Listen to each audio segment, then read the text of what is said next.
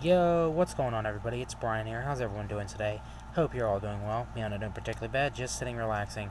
So in this video, I wanted to make a video saying my thoughts on the potential of Cynthia McKinney replacing Kamala Harris at the Democratic Convention. I'm going to give you my thoughts on Cynthia McKinney and my thoughts on that, and what the odds are of that and everything. So I was on Instagram the other day, and I was scrolling through a post, and I seen this post saying that Cynthia McKinney is considering challenging Kamala Harris for the Democratic nomination. Now, I don't know if that post was true because I haven't seen anything on YouTube and I've Googled it. I haven't seen anything. Plus, I haven't seen anything on the local or national news, so I don't know if that's true or not. That might have just been an Instagram post for attention. But I'm going to give you my thoughts on it. But before that, I'm going to want to explain who Cynthia McKinney is if you don't know who she is. Cynthia McKinney was in Congress for 2 or 3 terms. She was the first African American woman elected in Georgia for Congress. First African American, and not just Congress, but also woman, and from Georgia. So the first African American elected as African American woman elected in Congress for Georgia, and she was also the first woman to be reelected in the state of Georgia. So those are some pretty major things that she did. She served 2 or 3 terms, maybe more, or in Congress in the late 90s and early 2000s. She's strictly anti-war, very moderate Democrat. She had some progressive beliefs at the time, but very moderate. She worked with Ron Paul and stuff like that, and Bernie Sanders, on some, moderate bills. It was actually her, Bernie Sanders, and Ron Paul that came together and blocked that bill where the billionaires were getting this bailout. They said, no, this should not be happening. This is taxpayer dollars. She was big on that. And then her other big thing was she was the Green Party nominee in 2008 for President of the United States. Of course, she did not win. Obviously, President Obama won. But she was still the nominee. And then she was also floated that Jesse Ventura, when he was considering running in 2020, was considering running her as a running mate. I actually believe she's a registered libertarian as of today. I might be wrong. I don't know if it has her political party on here. Oh, she's still registered with the Green Party.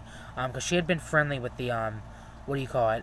She had been friendly with the, Green Party. Because she was actually put on the Alaska ballot with Jesse Ventura in 2020.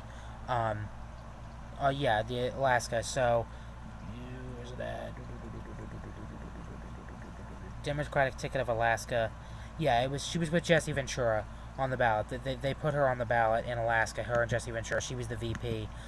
She was also considered by Ventura. She was also friendly with the Libertarian nomination, considering it. But that's, some stuff that she's famous for. She got some anti-war bills that she stood for. But she is not technically a Democrat. She's registered with the Green Party. She does still have a lot of old-school Democratic beliefs. I mean, she definitely does have some progressive beliefs like free college for all, stuff like that. But she's also got some very old-school, sort of Joe Manchin Democrats, too, who beliefs. And I think that she should challenge Kamala for the nomination. And now, the post that I read, it had said that she was, sort of sickened that, all these people, whether you like it or not, voted for Joe Biden to be the Democratic nominee. Joe Biden drops out because some phone calls from Chuck Schumer and Nancy Pelosi were made, and Barack Obama, and now, all of a sudden, the people that voted for Joe Biden, not Kamala Harris, they're just giving Kamala Harris the nomination. They're not even saying, listen, we're going to have an open convention, we're going to have a couple of debates for the Democrats, anyone's welcome to come seek our nomination. They're not even doing that. They're just basically guaranteeing Kamala the nomination. And she said that bothers her. There's speculation now, at least on Instagram, I don't know if it's true or not, that she might challenge Kamala.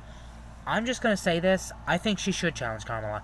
I don't think she'd get the nomination because I think Kamala, has the money, and has too many of the delegates behind her for Cynthia to get it, but, that could really raise a lot of issues if Cynthia, got close, or even if Cynthia only got 20 delegates behind her at the nomination, she could still, have a, impact, and, maybe it could boost Robert F. Kennedy Jr.'s chances.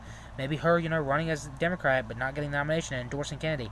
Something like that. But all I'm saying is, if Cynthia McKinney would replace Kamala Harris as the Democratic nominee, and would run for the Democratic nomination and would get it, I'm not saying I would vote Democrat, but I would highly consider it. Because Cynthia McKinney, compared to Kamala Harris, Cynthia McKinney is actually someone who has been fighting for the African American community for years. She's inspirational.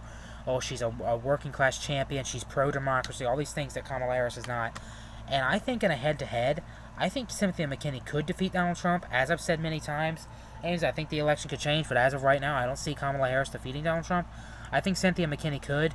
Maybe like a Cynthia McKinney, a Scott Randall ticket, something like that. I think that'd be the Democrats' best bet at winning this election. Yeah, so if Cynthia McKinney were to replace Kamala Harris, I'd highly consider voting Democrat. And I'm not saying I would. I still like Bobby Kennedy, but I'm just saying, like, but, let's have a fair process. If Kamala wants to run for president, all right, don't guarantee her the nomination because she's the vice president or because the money's behind her or because Joe Biden endorsed her. Let her go to the nomination, and then if Cynthia McKinney wants to run, let her get in there. If Bobby Kennedy wants to go back to the Democrats, let him get in there. Or let, Marianne Williamson and Dean Phillips, who are running, let Cenk Uygur, let all these people run. Like, seriously, let's have an open nomination. And then let the people that show up to the convention, since the majority of the primaries are over, let the people who show up to the convention, all the Democrats, independents, whatever, let them choose the nominee. Let them vote at the convention and pick the nominee. That would be a fair process. Because you got to remember, these people voted for Joe Biden. They didn't vote for Kamala Harris. Yes, she's the vice president. Yes, Joe Biden endorsed her. But that means absolutely nothing. Absolutely nothing.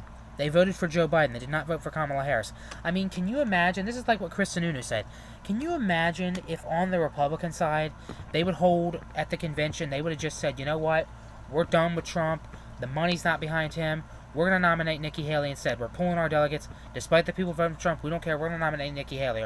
Or we're going to nominate Ron DeSantis. We're going to nominate Chris Christie or Liz Cheney, whatever. Can you imagine if they would do it? That'd be so wrong because the people voted for Donald Trump. Or if they would have done, they voted for Trump. So, it's the same thing on the Democrat side. Be fair. I still think Kamala's likely to be the nominee, even if Cynthia runs, but just saying, I would highly consider voting Democrat if Cynthia would be the nominee, Cynthia McKinney, and I think a lot of people would, and I think the Democrats would maybe actually win this election.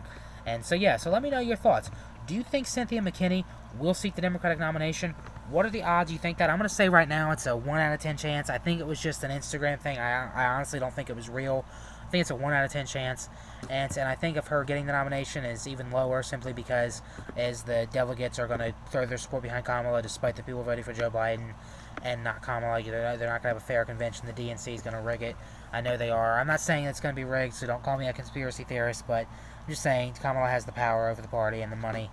But yeah, and if Cynthia McKinney were to be the Democratic nominee, do you think she'd stand more of a chance than Kamala? Let me know in the comment section.